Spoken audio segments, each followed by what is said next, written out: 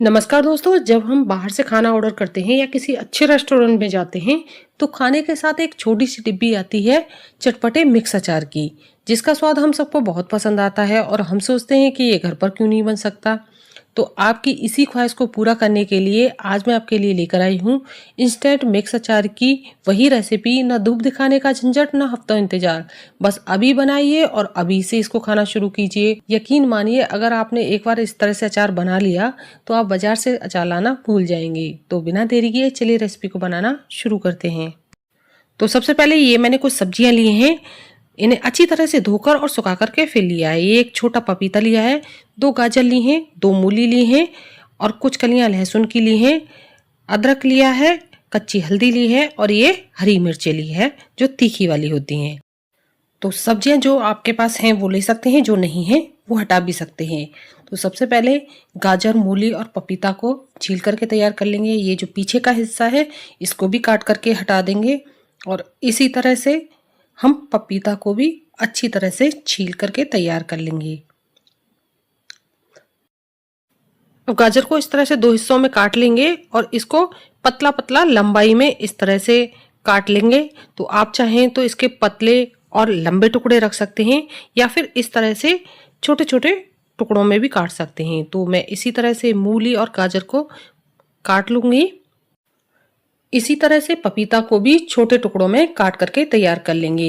लेकिन पपीता के अंदर का ये जो सफ़ेद पार्ट होता है इसको निकालना बहुत ज़रूरी है, क्योंकि इसकी वजह से आपका अचार कड़वा हो सकता है, क्योंकि इसमें कड़वाहट होती है। तो पपीता अगर आपके पास है तो ले सकते हैं, अगर नहीं है तो बिना पपीता के भी बना सकते हैं। इसमें फूल गोभी, सलगम, वो भी आप इसमें बारीक काट करके डाल सकते हैं। अब ये सारे मैंने काट लिए हैं। अब हरी मिर्च के जो पीछे के ये डंठल हैं इनको हटा देंगे और इनको भी छोटा छोटा काट करके तैयार कर लेंगे। तो हरी मिर्चों की मात्रा आप जितना भी तीखा अचार रखना चाहते हैं उसी के अनुसार ले सकते हैं। अब इनको अलग बर्तन में निकाल लेंगे। साथ ही अदरक और हल्दी को भी काट लेंगे। तो सबसे पहले इसका जो छिलका है वो इस तरह से चाकू से हटा लेंगे। अब इनको काटने के लिए ये मैंने एक चॉपर लिया है, आप चाहें तो चाकू से भी काट करके ले सकते हैं। अदरक डाल देंगे, साथ ही लहसुन की कलियां भी डाल देंगे और ये हल्दी भी इसमें डाल देंगे और इनको अच्छे से चॉप कर लेंगे। तो फ्रेंड्स, आप अगर लहसुन नहीं खाते हैं तो आप बिना लहसुन के भी इस अचार को बनाकर तैयार कर सकते हैं। तो ये चॉप हो गया है। अब हरी मिर्च जिसमें है इसी में इसको भी निकाल लेंगे। आधा चम्मच इसमें नमक डालेंगे और अच्छी तरह से इसको मिक्स करेंगे। इसको थोड़ी देर के लिए एक साइड रख देंगे ताकि ये सारी चीज़ें हल्की सी सॉफ्ट हो जाएं। तब तक ये मैंने पानी लिया है और 1 चम्मच इसमें नमक डालेंगे और जो हमने सब्जियां बारीक काट करके रखी थी वो सारी सब्जियां इसमें डाल देंगे। गैस की फ्लेम हाई रखेंगे और इसको अच्छी तरह से उबलने देंगे जब तक कि सब्जियां हल्की सी सॉफ्ट नहीं हो जाती। तो सब्जियों को एक बार चेक कर लेंगे, क्योंकि हमें इन्हें बहुत ज़्यादा नहीं गलाना है, बस हल्का सा सॉफ्ट करना है। अब एक पीस इस तरह से लेंगे और इसको तोड़ करके देखेंगे तो आराम से टूट रहा है। बस इसी तरह की क्रंची सब्जियां चाहिए। गैस की फ्लेम ऑफ कर देंगे और इसको एक प्लेट में निकाल लेंगे।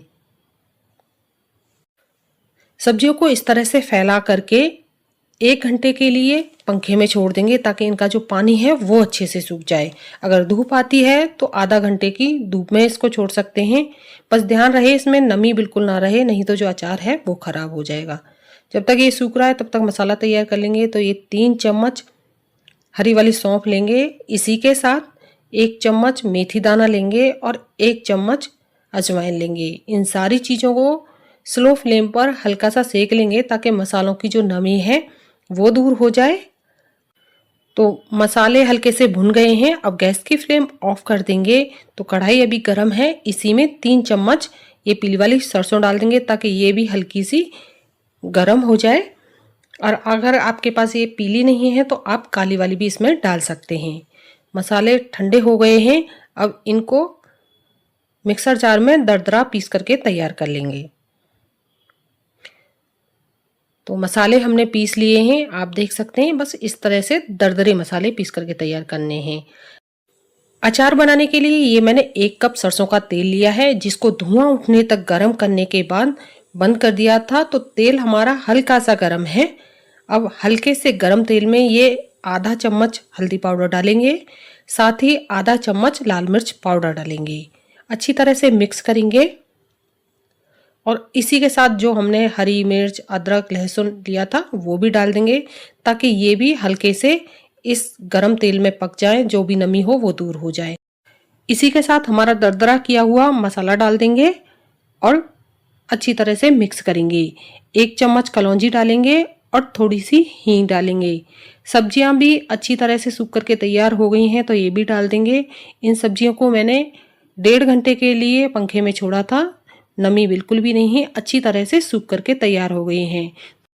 दोस्तों, अचार को लंबे समय तक चलाने का सबसे बड़ा सीक्रेट यही है कि सब्जियों में बिल्कुल भी नमी ना हो, अच्छी तरह से सूखी हुई होनी चाहिए। अगर जरा भी नमी रह गई तो अचार ज़्यादा समय तक नहीं चल पाएगा, जल्दी खराब हो जाएगा। अब इसमें नमक डालेंगे, तो ये मैंने 1.5 चम्मच नमक लिया है। नमक हमने सब्जियों को उबालते समय भी डाला था और अदरक, हरी मिर्च में भी डाला था, तो उसी को ध्यान में रखते हुए डालना है। अब अचार हमारा जल्दी खराब ना हो, ज़्यादा समय तक चले, इसके लिए 2 चम्मच इसमें सिरका डालेंगे। अगर आपके पास सिरका नहीं है तो इसकी जगह पर आप नींबू का जूस भी डाल सकते हैं। इससे जो अचार है उसमें हल्की सी खटास भी आएगी और सिरका प्रिजर्वेटिव का काम करता है, तो जल्दी खराब भी नहीं होगा। तो लीजिए, ये हमारा अचार बन करके तैयार हो चुका है। अब इसे स्टोर करने के लिए ये मैंने एक कांच का जार लिया है। आप चाहें तो इस अचार को अभी से खा सकते हैं, लेकिन इसका अच्छा टेस्ट 1 से 2 दिन बाद आता है। और इसको धूप में रखने की बिल्कुल भी ज़रूरत नहीं है। बस इस चीज़ का ध्यान रखें कि जब आप अचार निकालें तो सूखी चम्मच का इस्तेमाल करें, बिल्कुल भी गीली नहीं होनी चाहिए। तो इस तरह से आप ये अचार अपने घर में बनाएं और खाएं। और अगर रेसिपी पसंद आए तो अपने फ्रेंड्स और फैमिली में शेयर करें। इसी तरह की रेसिपी देखने के लिए मेरे चैनल को लाइक और सब्सक्राइब करना ना भूलें और मुझे कमेंट में ज़रूर बताएं कि अगली रेसिपी आप कौन सी देखना चाहते हैं। Thank you for watching my video.